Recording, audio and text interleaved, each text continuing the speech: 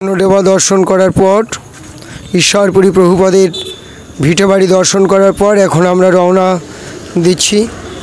তো ফিরছি, আপনারা দর্শন করুন এই রাস্তা দিয়ে।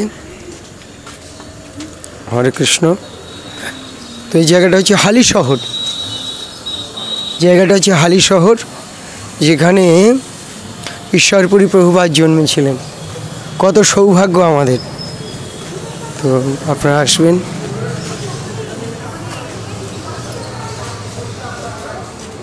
হরে কৃষ্ণ।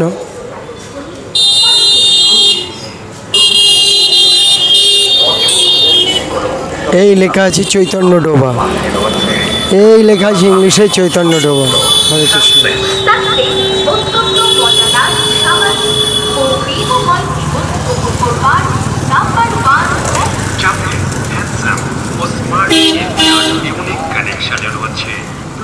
বিবাহ থেকে শুরু করে সারা বছরের বিভিন্ন উৎসব অনুষ্ঠান সহ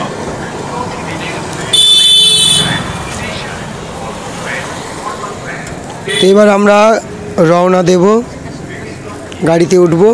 চৈতন্যদেবা দর্শন করলাম, আর আমরা একটা দর্শন করব। প্রভু গাড়ি খুলছে,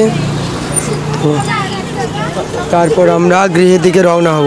হরে কৃষ্ণ, হরে কৃষ্ণ, হরে কৃষ্ণ, হরে কৃষ্ণ,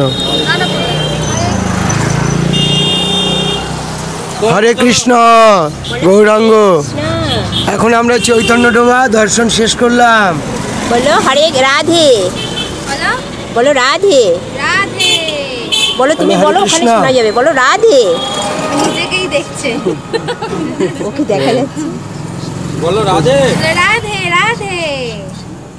তো চৈতন্যদেবা দর্শন করার পরে ঈশ্বরপুরী প্রভুপাদের ভিটে বাড়ি দর্শন করার পরে আমরা ফিরছি।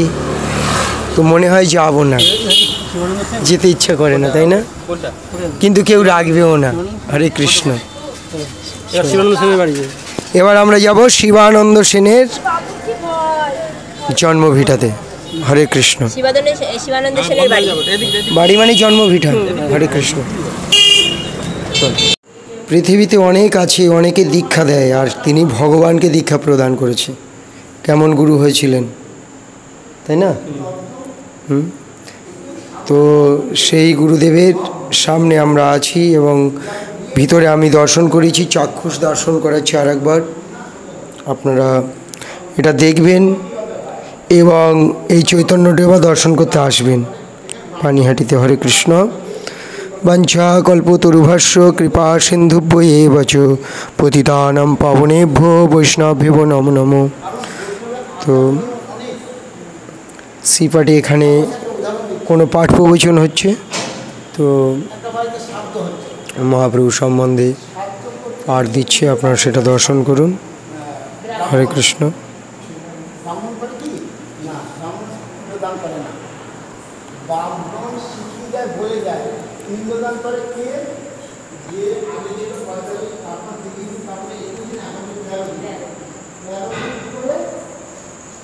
করে